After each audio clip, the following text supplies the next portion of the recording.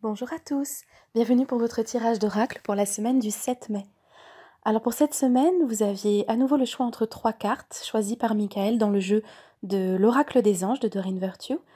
Et donc les cartes vont apparaître devant vous. Si vous n'avez pas encore fait le choix, vous allez avoir le temps de le faire. Et surtout, comme d'habitude, n'hésitez pas à avancer dans le podcast jusqu'à la carte que vous avez sélectionnée.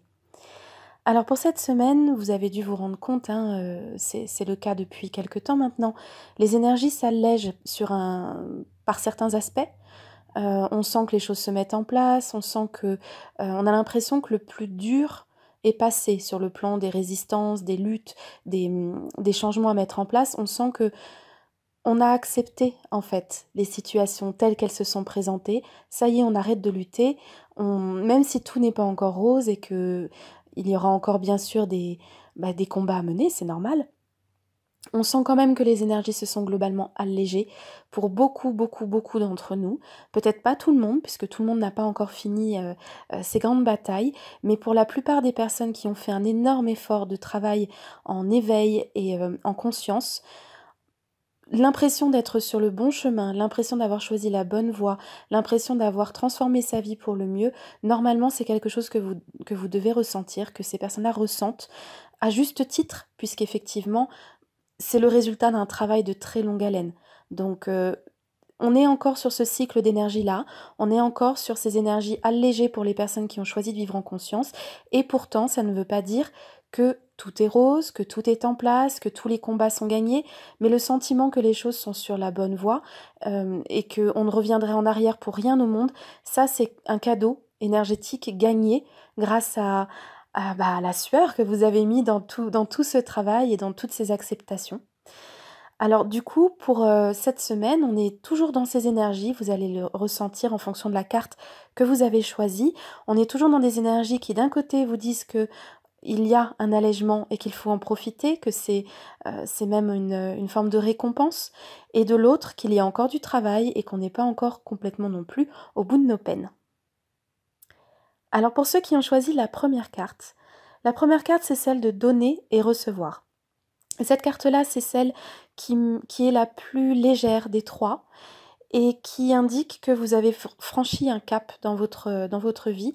Elle correspond un peu aux cartes numéro 2 et 3 de la semaine dernière. Donc c'est vraiment pour les personnes qui ont franchi un cap dans leur vie, justement par rapport à leur résistance, celle dont je parlais juste avant, et qui ont accepté de vivre d'une façon, donc bien sûr en conscience, mais d'une façon qui enfin leur correspond davantage.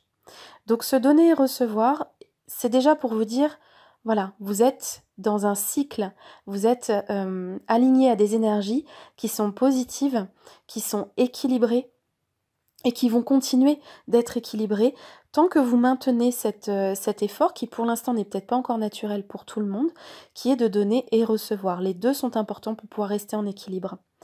De toute façon, cette carte, de manière plus pratique, on va dire plus terre à terre, indique aussi que il faut toujours faire en sorte, parce que les énergies sont très très très très fortes depuis maintenant des mois ou même bien plus, et que en ce moment là-dessus par contre les changements énergétiques de la Terre continuent à être très très très forts, même si vous avez passé un palier de conscience, il faut quand même garder à l'esprit que votre équilibre est très important à maintenir et que pour cela, pour garder santé, morale, pour résister en fait, mais de la bonne façon par rapport à tous ces changements énergétiques, pour les accepter au mieux physiquement, moralement, émotionnellement, il faut toujours chercher à équilibrer entre le donner et recevoir. Vous ne pouvez plus vous permettre aujourd'hui de trop donner sans recevoir en retour, sans vous accorder les temps de repos ou de ressources dont vous avez besoin, parce que sinon vous vous déséquilibrez et vous retombez dans des énergies qui sont tellement basses que pour le coup, elles font beaucoup plus mal qu'avant. Et à l'inverse, vous ne pouvez pas vous permettre non plus seulement de recevoir sans donner en retour, parce qu'à ce moment-là, vous déséquilibrez également le cycle normal des choses, et vous retombez dans un égoïsme qui, aujourd'hui, de par les énergies de la Terre, ces égoïsmes-là sont sévèrement punis. Donc, on est vraiment dans quelque chose qui vous demande une gestion constante. Alors, je sais que pour la plupart d'entre vous, la gestion se fera plutôt du côté du si je donne beaucoup, il faut que aussi que je reçoive. Je sais très bien que ça se fera beaucoup dans ce sens-là. Donc, si vous avez beaucoup donné ces derniers temps ou si vous êtes bas en énergie à cause de ça, vous avez donné de votre temps, de votre énergie, de votre patience, de votre amour, de vos soins. Prenez le temps de rééquilibrer ça avec du temps pour vous, du repos, de la méditation ou des vacances, un week-end, un moment de détente. Vous le savez maintenant, ça doit faire partie de vos routines, ça doit faire partie de votre vie. Même en développement personnel, même les psychologues aujourd'hui insistent énormément sur le fait que le temps du retour à soi est extrêmement important pour pouvoir avancer dans la vie sans tomber dans les grandes tristesses, les grandes dépressions, les grandes culpabilités ou l'impression que le monde nous en veut. Donc, pour ceux qui ont choisi la première carte, pensez bien à équilibrer entre donner et recevoir. Vérifiez dans votre vie quotidienne, scannez-vous un petit peu pour voir si tout ça est équilibré. Pour ceux qui ont choisi la deuxième carte, c'est la carte qui dit il est temps de partir. Alors cette carte, c'est la carte typique des fins et des nouveaux commencements, des départs puis des nouveaux commencements. Donc elle doit indiquer que vous êtes encore entre deux eaux. Alors un départ et enfin, clôturer le passé et entamer un nouveau départ, ça peut prendre des mois, hein. Donc cette carte, elle peut représenter ce que vous vivez depuis des mois. En tout cas, elle vous dit continuez, continuez, continuez de lâcher sur le passé, continuez de relâcher vos résistances, continuez de laisser votre ego petit à petit se délester de ce qui lui fait peur par rapport à l'avenir. Faites confiance, on vous demande de faire un saut de l'ange, faites confiance, avancez, regardez devant. Euh, de toute façon, ce que vous vivez aujourd'hui et qui est encore attaché au passé n'a plus rien de positif à vous apporter. Ça n'a plus de sens dans votre vie. Vous le ressentez, j'en suis sûre. Et ce qui vous bloque, c'est simplement la peur. Juste la peur de se dire mais qu'est-ce qu'il y a après? Qu'est-ce qu'il y a au-delà? Si je mets un terme à telle relation, qu'est-ce qui m'attend derrière? Si je mets un terme à tel travail, qu'est-ce qui m'attend derrière? Eh bien, ce qui vous attend derrière, c'est simplement une vie plus alignée. Il n'y a pas de promesse angélique de vous dire que vous allez atteindre un paradis. Ce paradis, vous allez le construire petit à petit. Donc, il ne sera pas présent dès le premier jour, c'est évident. Mais en tout cas, vous serez aligné à vous-même. Et justement, cela fera taire, une fois pour toutes, vos grandes inquiétudes.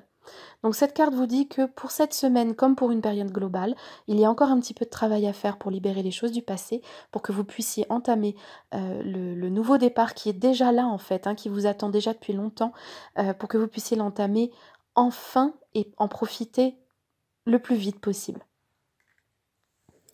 Et enfin, la dernière carte, pour ceux qui ont choisi la troisième, c'est abandonner et libérer.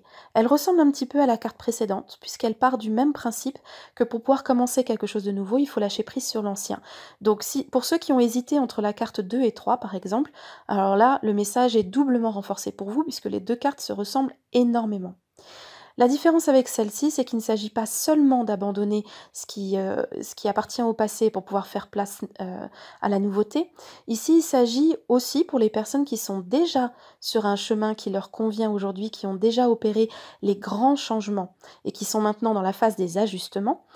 C'est une manière aussi de... C'est une carte qui vous dit vous avez des épreuves, on est d'accord. Et peut-être même que vous ne vous y attendiez pas. C'est-à-dire que pour beaucoup, tous les changements qui ont été opérés, c'était dans l'espoir d'un mieux, évidemment. On ne fait jamais tous ces changements qui, en plus, pour la plupart, se sont faits dans la douleur, pour se dire que ce que l'on va trouver derrière, c'est à nouveau de la difficulté. Donc, il y a une sorte de crispation chez pas mal de personnes qui ont opéré de grands changements, de se dire mais je ne comprends pas, j'ai fait tout ce qu'il fallait, je suis enfin alignée, je suis enfin arrivée à mettre en place ce qui pour moi a été très douloureux. Et pourtant, je fais encore face à des obstacles, à des difficultés. J'ai beau prier, ça ne marche pas forcément. J'ai beau demander par loi d'attraction, à mes guides, etc. J'ai beau demander à ce que les blocages se défassent, à ce que la route se libère enfin. Et pourtant, je fais encore face à des obstacles, à des retards, à des contrariétés, ou bien les choses ne se développent pas aussi vite que je le souhaiterais. Alors cette carte vous dit n'oubliez pas que sur le nouveau chemin que vous avez choisi, qui est un chemin en conscience, l'intégration du lâcher-prise est obligatoire. absolument obligatoire. Le fait de se crisper, de se cramponner à ce qui est ou à ce que vous aimeriez dans l'absolu avec une vigueur et une inquiétude très, très présente, ça appartient au passé, ça. C'est un ancien mode de fonctionnement. C'est quelque chose qui ne peut pas avoir de place dans la vie en conscience que vous êtes en train de créer. Dans la vie en conscience que vous souhaitez avoir, le lâcher-prise est indispensable. Il est source de bonheur, parce que quand on lâche, qu'on libère et qu'on fait confiance à l'univers pour nous apporter en temps voulu, selon le timing divin, ce dont nous avons vraiment besoin, sachant que nous serons de toute façon en sécurité et qu'il est hors de question que nous manquions de quoi que ce soit, quand on fait confiance comme ça et qu'on s'abandonne complètement, on ressent une libération, on ressent une légèreté, une joie de vivre. On ressent exactement ce qu'un enfant ressent lorsqu'il est en train de jouer tranquillement dans sa chambre ou dans le jardin. Il joue à fond avec ses jouets, avec ses copains, avec ses frères et sœurs, parce qu'il sait qu'il peut se le permettre, puisque juste à côté, il y a ses parents qui de toute façon veillent, vont lui faire son repas, vont lui apporter ce dont il a besoin, penseront à lui mettre de la crème solaire s'il est en plein soleil, etc. C'est exactement le rôle que nos guides font pour nous, et lorsque nous acceptons de lâcher prise et de laisser l'univers s'occuper des responsabilités qui ne dépendent pas de nous, c'est-à-dire tout ce qui est timing divin, à ce moment-là, on peut jouer comme des enfants, on peut profiter du bonheur terrestre. Et la vie que vous avez choisie, la vie que vous souhaitez, c'est une vie qui n'est plus dans les mêmes contraintes que celle que vous avez connue avant. Vous avez envie de connaître ce bonheur, cette joie divine à simplement être, à simplement exister, à ne pas forcément savoir quel sera le prochain pas que vous allez faire, ou même là où il vous mènera, mais avoir confiance presque à l'aveugle. Donc cette carte vous rappelle, et les anges vous le demandent, vos guides vous le demandent, si vous avez un problème, si vous n'êtes pas content de la manière dont les choses se passent en ce moment, abandonnez, dites-leur ce que vous souhaitez, réclamez-le s'il le faut, appliquez les principes de la loi d'attraction, demandez, puis lâchez prise. Demandez et lâchez prise. Le résultat de votre prière se fera, pas forcément de la manière dont vous le souhaitez, mais se fera. Vous aurez ce que vous souhaitez. Et en attendant, tout est parfait tel que c'est là. Donc surtout ne retombez pas dans les anciens travers de vous cramponner à une issue que vous ne pouvez pas contrôler et qu'on vous demande de ne plus contrôler. Voilà, je vous souhaite une excellente semaine et je vous dis à bientôt pour d'autres podcasts. Bye bye!